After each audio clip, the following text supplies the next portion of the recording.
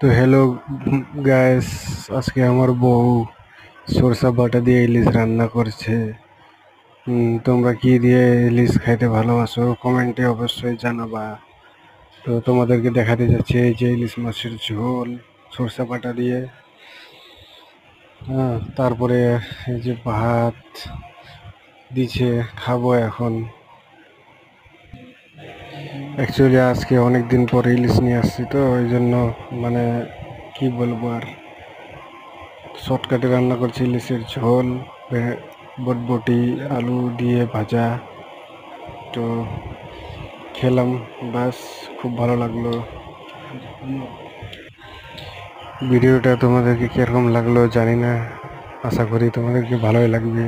ভালো লাগলে like comment অবশ্যই করবেন, চ্যানেলটাকে সাবস্ক্রাইব অবশ্যই অবশ্যই করবেন।